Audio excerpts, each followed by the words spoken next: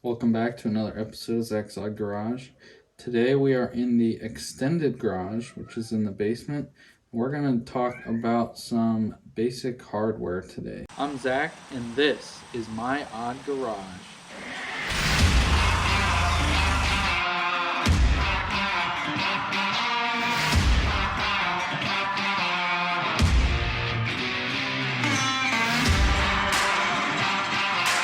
So today I got for you a bunch of different bolts, and we're going to talk about some differences between them. First, we'll start with grades. So the three main grades of bolts are grade 2, 5, and 8. So I have grade 2 here, grade 5, and grade 8. Some clear distinctions between them. Usually grade 2 and 5 are kind of a silver looking. Sometimes grade 5 is like this dark green. And normally grade 8 you see is like a goldish color. To more clearly look at what they are, you can look at the head. So on a grade 2 bolt, there's not going to be any tick marks on the head. Now, what I mean by tick marks is these, if you look side by side, you can see the grade 5 has 3 tick marks at 3 pieces on the hex head. And then when you move up to a grade 8, you move up to 6 tick marks. You can see the 6, one on each piece of the hex head. So that's how you indicate. I would not go by color, but I was just saying in general, that's what the color they usually are. Now, the difference between the three, grade 2 is the most basic. Grade 5 is a little bit stronger. It's hardened to increase strength, and grade 8 is hardened even more than grade 5. It's the hardest, and it's one of the sturdiest bolts. It's the sturdiest bolt rating. Something important to note, I have 2 different lengths here. You can see, even though the length is longer by like 1.5 inches, the threads are still the same length. So that's an important consideration to make when you are buying bolts. You don't necessarily get more thread even though the bolt is longer. What you would want to get is something that is full thread if you need more threads. So that's what they call full thread, as if the whole thing is threaded. Some different hardware. The first piece of hardware we have is basically just a nut. We have our bolts and our nut. Nut you use to fasten. This is the most basic nut known. If you need to use something for spacing or keeping your nut on there, you use something called a washer. This is a washer. Okay. Now, they also make something called a fender washer, and a fender washer is quite a bit larger.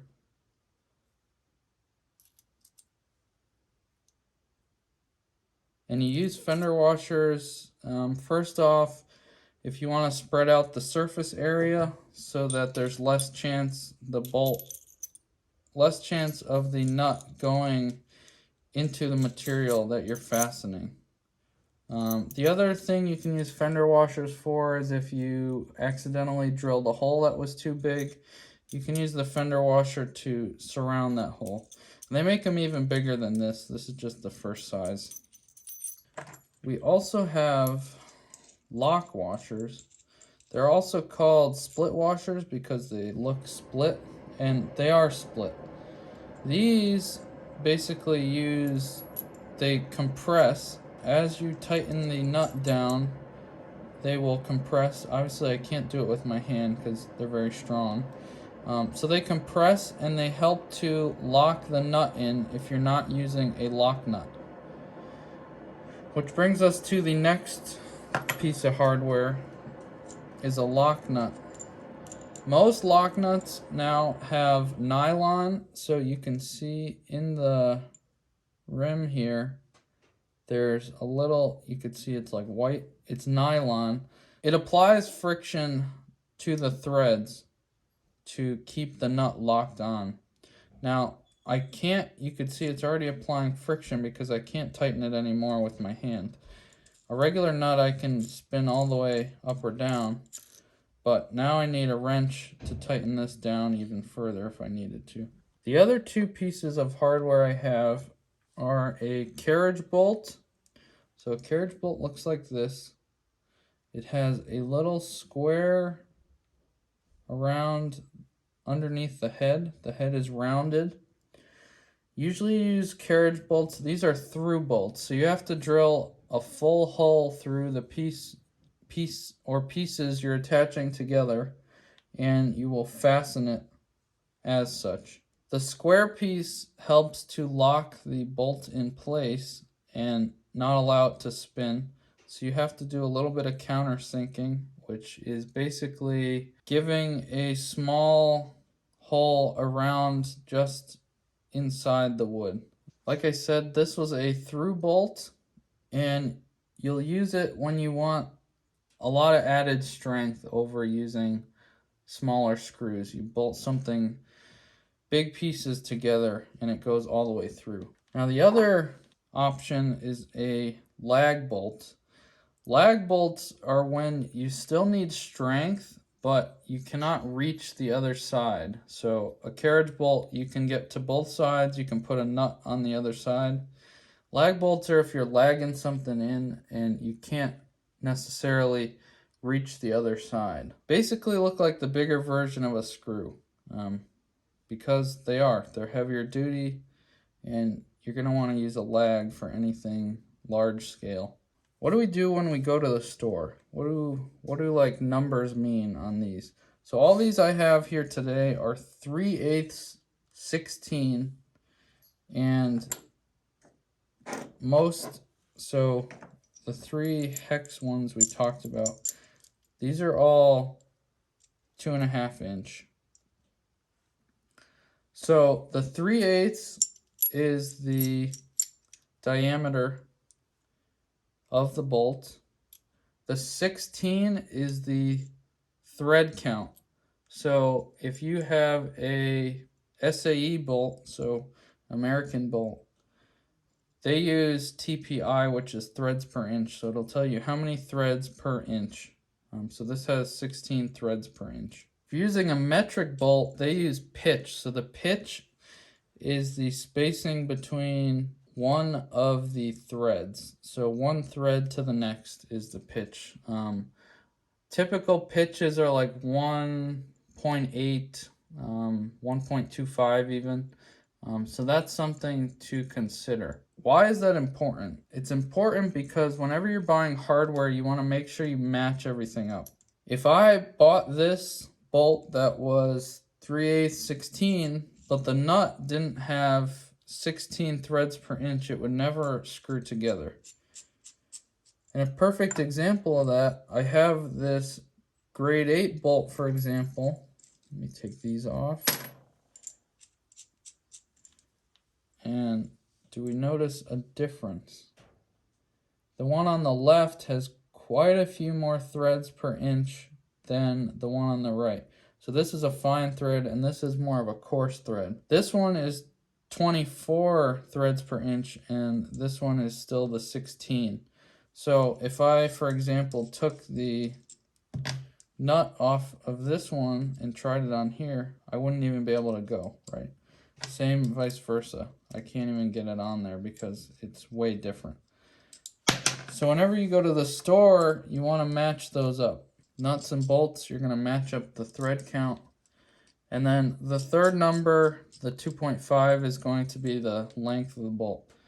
Something also to keep in mind, depending on the bolt, sometimes they count the head in the measurement and sometimes they start underneath the head. So I have this handy thread measure. They call it a hardware gauge because it basically measures anything you need related to hardware. It's made by Hillman. You can basically get this at any hardware store. Hillman, I know, is in Lowe's, Tractor Supply, Home Depot, Ace. They're basically everywhere. They're known for making hardware. If you go into the store and you want to match, they have this board that you can try to screw your bolts in or your nuts in, whatever you're trying to match up. It has all the sizes if you're trying to match. If you don't go to the store and you want to match something at home, you can get something like this. It was like $2. It's plastic, pretty heavy duty. This is going to help us figure out the size. So if I'm looking at here, I have hole sizes. So if I got this bolt at home and I need to match it and I don't really know what the size is, look at that, 3/8.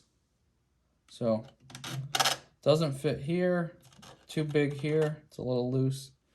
So that helps you match the size. The other cool thing here on the edge, it actually tells me the different threads per inch on these bolts. So I can see on the 3/8 I either have 24 or 16. Those are the two most common.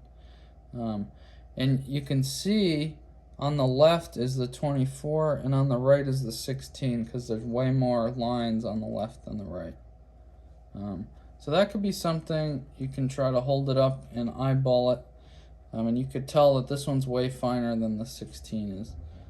But the easiest thing to do is go to the store, try that block out, and actually try screwing them in.